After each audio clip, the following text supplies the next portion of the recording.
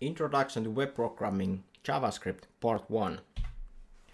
This is JavaScript. Well, it is not this hard or this easy, but this is very functioning JavaScript, and if you cannot read it straight through, this just prints out the word hello and exclamation mark. Yeah, simple as that. JavaScript. So, first of all, JavaScript has absolutely nothing to do with Java. Java objects are class-based, whereas JavaScript is a prototype-based. Java has static typing, JavaScript has dynamic, etc. Even the name is actually ECMAScript, not JavaScript. So, first version of JavaScript was published in 1995. It's being developed all the time. And we have the 12th edition of ECMAScript in 2021, ES 2021. And the language was originally developed for browsers only, but currently JavaScript and its relatives are being used in server-side, mobile software development, game engine scripting, etc. It's one of the most used languages in the world right now, so it's very important to understand how JavaScript is working. It's very different language from any other language that we are mainly using. So it's definitely not Java, it's not Python, it's not C, it's completely its own. You will learn soon why. And yeah, the use of JavaScript is only increasing. So it's pretty much the number one language you want to learn. So how to use JavaScript? Here is a short example. You have a script tag or script element in your web page, and you use, for example, document write hello world, and that will write hello world to that place in the web page. And you can bring external JavaScript file also with this script tag with the source attribute. So it can be included directly, or it can be linked from external file. Basically, always you are linking it from external file. It's not used in this include format, except if you are including just some Google Analytics or any other that is just few lines. So, as I mentioned, JavaScript is very different from many other languages. For example, JavaScript does not contain any user-facing input-output, which means it cannot print any text on screen. Yeah, that's true. And, well, there is no need to print any text to screen. Well, basically all the browsers still allow the use of console.log, which is pretty much the same as a Python print or anything else. It will print text to the log that is then visible through browser's inspections tools, but the user doesn't see that printing. There is also a way to use this alert method that will give user a very annoying output. So there will be some kind of alert box. Don't use that in production, don't use that on development. And browsers have their own inbuilt or third-party development tools. So basically, those inspect element will open your console and anything others. We will see that in future. Basic functionality. So syntax is derived from C. So there are functions, there are variables, there are comments, which are similar to C. So we can have a function that takes two arguments, and we have a variable inside that function, and then we are assigning a value to that variable, and we can have comments. This is pretty much like C, except there are no static typing to those arguments. They are just some. They can be integers, they can be float, they can be strings. JavaScript doesn't care. TypeScript, in the other hand, cares a lot. The variable must always be defined with var, let, or const keyword. If you are not defining your variable, then it's in very global scope and crashes everything. So use those keywords. So we have also if else, just like in C or in Java. If some condition is met, we are doing something, and if that is not met, we are doing something else. So use this const, so it's block scoped and cannot be changed. Of course, it's constant. And we are getting reference error when accessing before declaration. Very good. So we are getting error if you are doing something wrong. Then there is this let. Use that if you are reassigning the variable. So it's variable, it's not constant. Use let. Just once again, block scoped, and we are getting reference error if we are accessing before declaration. That is good. Then there is this var, which is the old way back from the 90s. Least used, do not use, but if you are reading an old JavaScript code, you will meet the var keyword. It's a function scoped, and it's just undefined when accessing a variable before declaration. So basically you can use variables before there are any values in them, and you need to manually check if there is a correct condition in the variable. We have for and while loops, so very simple, just like in C or Java. This for loop, start value, end value, and increment, and code to be executed. It's very global thing, these for and while loops. So while loop, we are doing something until something is something. We have do while, you know the basics from the previous courses how these work. And if you want to have a for each, then that's another thing. But you can have a for each. For example, if we have some kind of array that has bananas, rockets, and greens inside the array, we can go through that array with for each, and then we get one element and at a time, and we can log, for example, that element to the console and then see what's in the list. But there is a lot of discussion how these for each loop should be built in JavaScript, and this is, although this is an old post, there is still discussion going on. It's not as straightforward as it seems. And we have a switch case, so switch expression case ABC, default, etc. Operation and operators. All the familiar operators are available, so we can have plus, minus, etc. This is just like in C or Java. We have assignment operators, also the same as in C or in Java. And then there is comparison. There are a few things that are not presented in Java. Actually only one, this equals value and type. So we can check that if the value and type are the same. So basically integer and string 5 are equals. 5 is 5, but their type is different. So that is something that you should meet. The same is also presented in PHP and some other languages, but it's very useful in JavaScript. And then there is a type of that tells the variable type.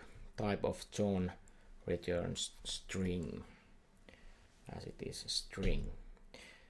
In JavaScript there are arrays.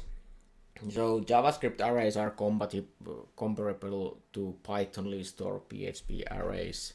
Dynamic, they are objects and offer a group of methods and variables such as. So we have an array, we can push new item to the end of the list, pop, remove the last element from the list, shift removes the first element from the list, and unshift item adds an element to the beginning of the list.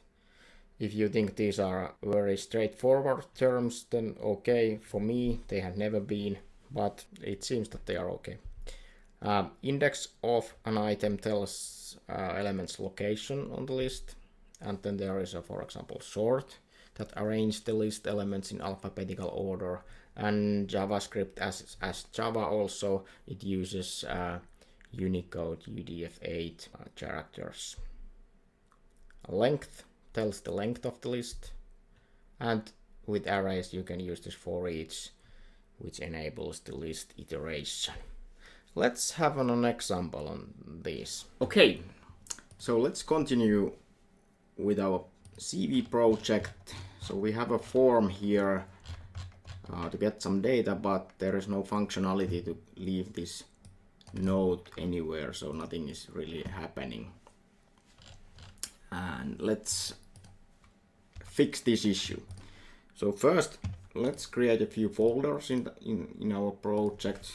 First images, then JavaScript folder, and now we can move this photo images folder and add new file to this JavaScript folder. Let's add basic.js. And the next thing is that this image is now, so the image is not working as we moved it, so let's modify this. There was some kind of cache, and now it's back again working. And we have the basic.js file, so let's add that. We use the script source equals js/basic.js, like this. And this script tag has to be always closed like this. Very logical, not, but it works. And here is then our JavaScript file. We can just test it works. So let's log hello world. And now we have the console here, and it gave us hello world. So everything is working as we want it to have. Now we have the HTML file, and we link the JavaScript file where our JavaScript will live. Okay, let's go with very basics of the JavaScript. First of all, I didn't put any semicolon here. You can have semicolons there. They are not mandatory. In some cases they are. There might be some kind of interpretation errors if you are missing them in wrong places, but you don't need to have them, but you can have them. I just usually put them everywhere. I have been programming so much with other programming languages, so I'm used to have them, but they are not mandatory. So let's first have some numbers here. So let's build a number array. So easy way to build array is just to use these brackets. And now we can put some numbers to this. Yeah, numbers. Numbers, and we have the push method. So let's push some numbers there. Let's have few numbers. Like this. All this has to be now 8. And now I didn't put any semicolons here, but you can have them if you wish. We can log these numbers.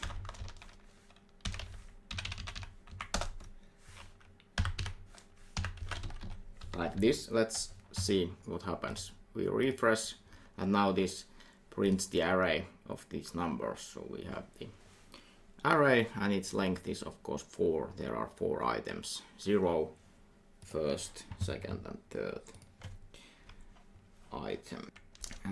So then let's do something. Let's unshift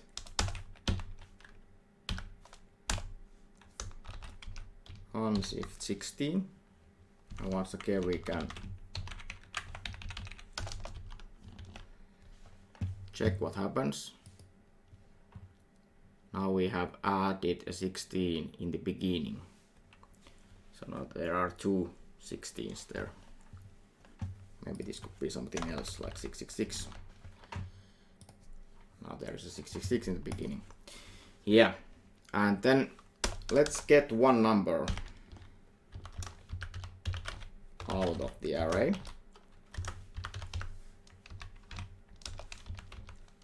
Like this, and we can now once again log the numbers, but we can also log the number. So now there are, we just pop one out of the array, so there is 4. And as we pop the last one, so we got the 32 in our number variable. That is how you work with numbers. And then of course there are strings and objects too.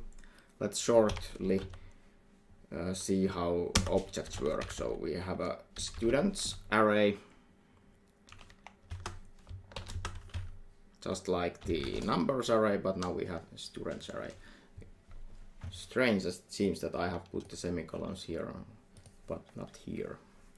Well, it's me. Create a student first. I wanted to do it like that. Yeah.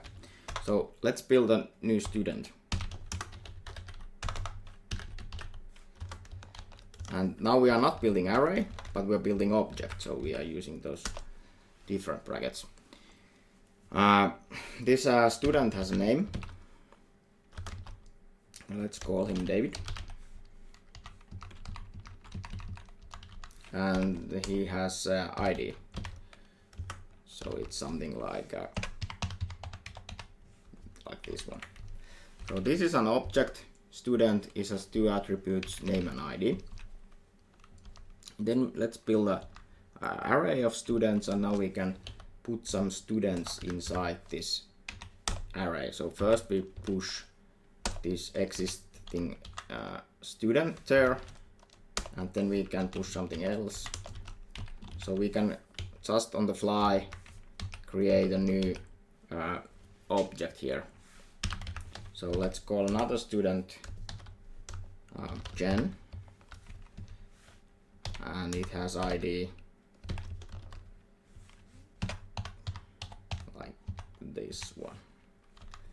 And we need more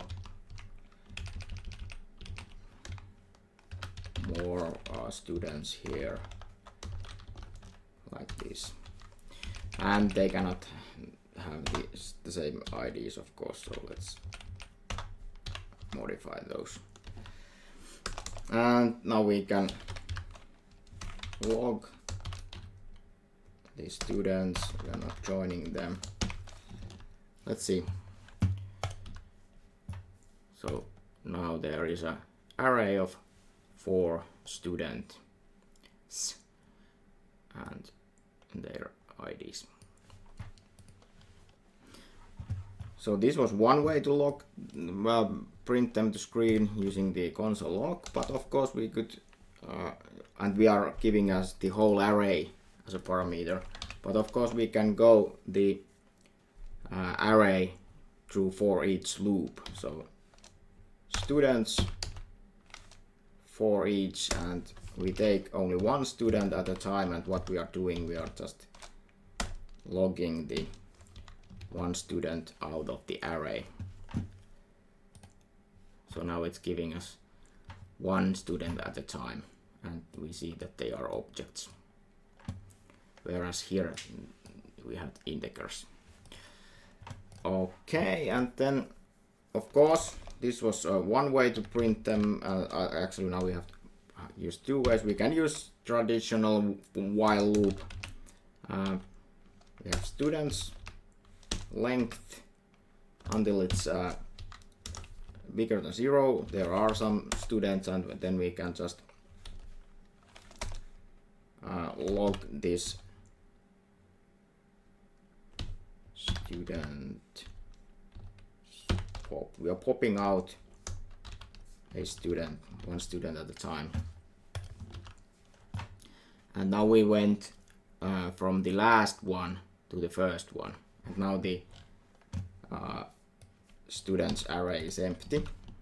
We can just log it. No, and it's empty array. There is nothing inside it. So these are very simple things you can do with the JavaScript. Of course you could build functions to handle several of these things, but let's first see some theory. And then we have the document object model. So As we were previously speaking, the HTML page is a tree. So the tree is actually document object model DOM. And the entire page is based on the hierarchical tree. We have the root element document, and below that is HTML. Then there is head and title inside the head, body, page 1, P, UL, and inside this unordered list there are 3 list items, LI. So this is the model, and you need to understand that HTML page is built like this, because then you can use all the elements through JavaScript. So objects have parent and can have children. This is important. You can add element to the parent element, you can get all the children elements. These are very common cases. And programmer has an option to use this tree to manipulate an element. How to use this DOM? JavaScript can access DOM object through DOM specific method, such as there are few. Get element by ID. Well, this method of course returns a reference to the first element that has the specific ID. This is why you should only have one element with one ID. You can get elements by tag name, so you get collection of object with a tag of tag. So get elements by tag name table. So you are getting all the table elements objects. Get elements by name. Returns a collection of objects whose name attributes is name. So this is useful with forms. We can create element, or we can create attribute. So if we want to create a new element, then we can create new element div. And we can append child element to some kind of element, or we can remove child. So then we have some element, they are still floating around. So with create element, you create the element, and then append child, you just can append that element to some other element. So then there are inner HTML, inner text to return or set element content. Note that there are no parentheses after these methods, which are in that sense no methods. So inner HTML you can add HTML element, and inner text you can add only text, so it scraps all the HTML off. And list of these methods, all the methods can be found from W3 Schools website, for example. Running JavaScript code. So we have a methods, and they can be connected to different elements. We can use, for example, onClick. So here we have a div that has onClick, and we are calling this foo method. This is something that we are not using anymore in JavaScript. There are other ways to do it, but you might see this kind of code. And then there is this link to see all the events. Let's have an example on things presented so far. So next up, we want to get this node leaving part to work. So let's get rid of these. We don't need these. We can comment them out. So this is not relevant to us anymore. Let's go to the form and modify it a bit. So first of all, we do not want to send this form to the server anymore, because we are handling it inside the browser. So let's comment this form actually out from here, so it won't be accidentally sent to the server. So once again, and also we do not need this submit button, but we can add a button there. So just basic button which says ID add node, very simple. And then we would wanted to have some kind of a place where we would put those nodes. So let's add a div here. It has ID nodes, and here our nodes are going to live. This is pretty much it. Let's see, here we have an ID. Everything's probably okay or not. Then let's see. So we want something to happen when this ID node button is pressed. So now we have add node here. When that is pressed, and let's go here. First of all, so we are going to take that button, add node button, from the document, and we can use this get element by ID, and its ID was add node, and then we need to add an event listener to that button. So add node button, add event listener, and we are listening click, because when someone is clicking the button, we will do something. We will use a function there. So this is anonymous function. This is just what is the code that we are running is inside here.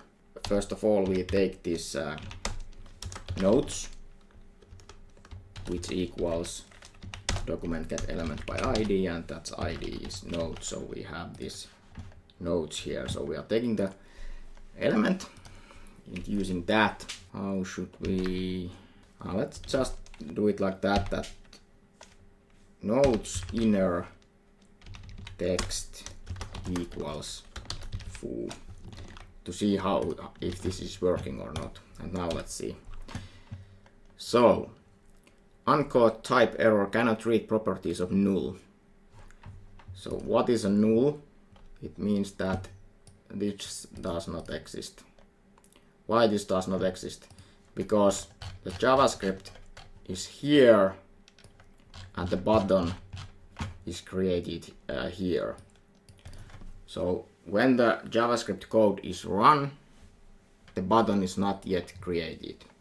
There are a few ways to solve this. We can move this this script tag here in the end, but let's do it a better way.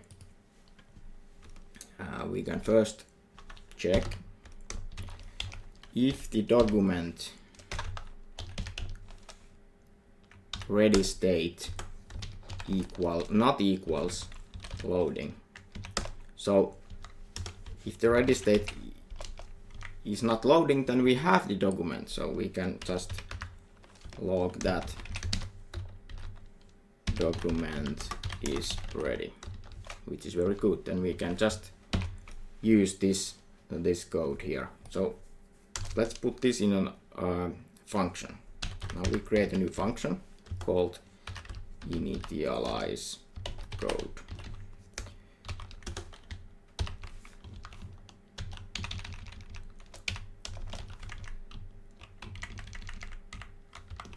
Like this. And when the document is ready, we can just initialize the code. Very simple.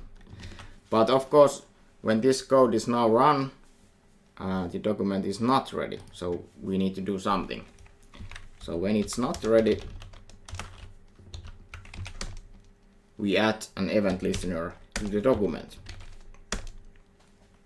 And we want to add DOM content loaded. So when the document is loaded, we can then do something.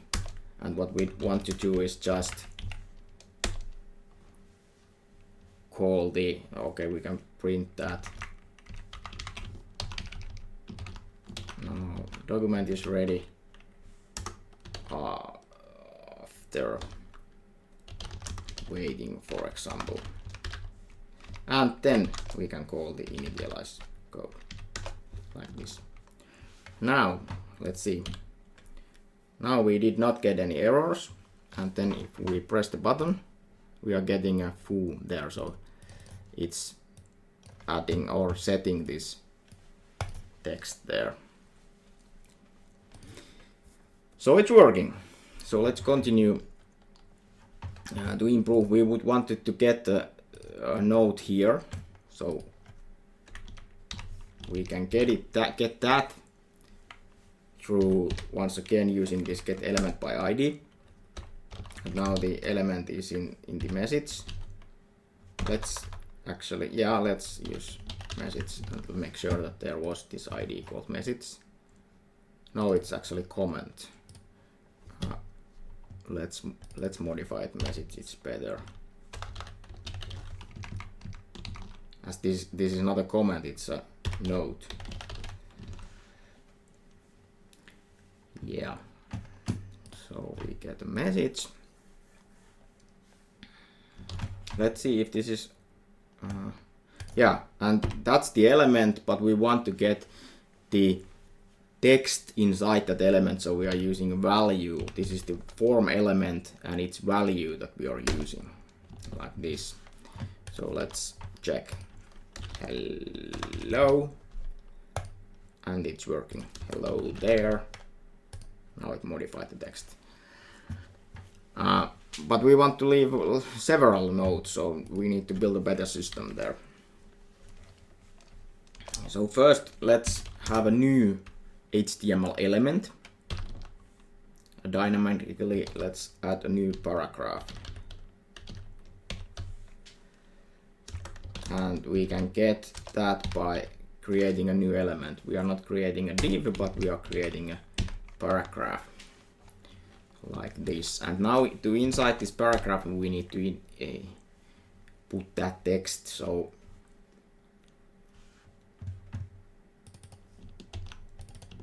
a new paragraph in your text is this text we are getting. And now we should also put this this paragraph inside to this nodes element, and that can be done through this append child. New paragraph is going there. Let's see. Hello. Hello again. Yes, it's working.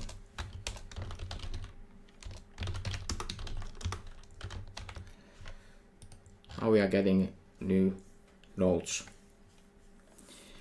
And it's working. So, and we have a typo here, by the way. Just to play around, let's add a second button, remove node.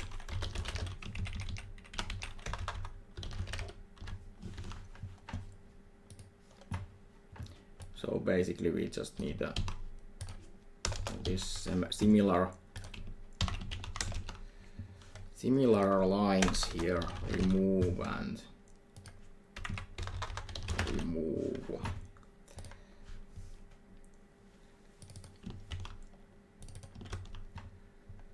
And once again we need these nodes, and we want to remove the last element inside. So let's just use these nodes, and instead of adding anything, we are just removing a child. What child? Let's remove the last child. Let's see how this works now. Now we have two buttons. Let's add a node. Let's add a second node. Remove the node. Add a node. Add several nodes. Nodes or nodes, how you wish to have them. And it works.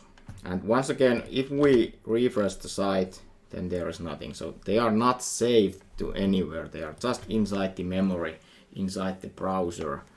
So you cannot save this data to anywhere right now.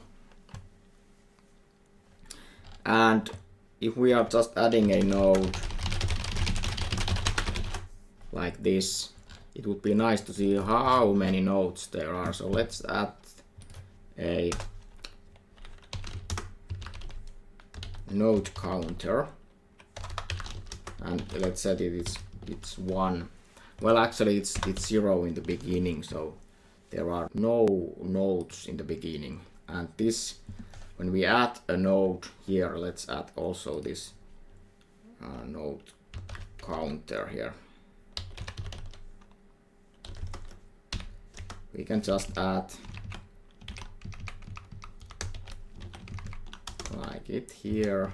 We add the number, then we add dot, space, and the message. just Alt plus Z makes this lining. Yeah, and when we are removing a comment, then this node counter should be, of course, decreased, and it probably should be somewhere also increased. And if we are just putting a node there, then the first node should be 1. So let's increase this before we are adding it.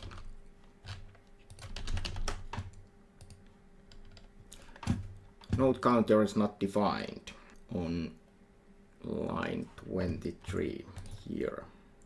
We have a typo.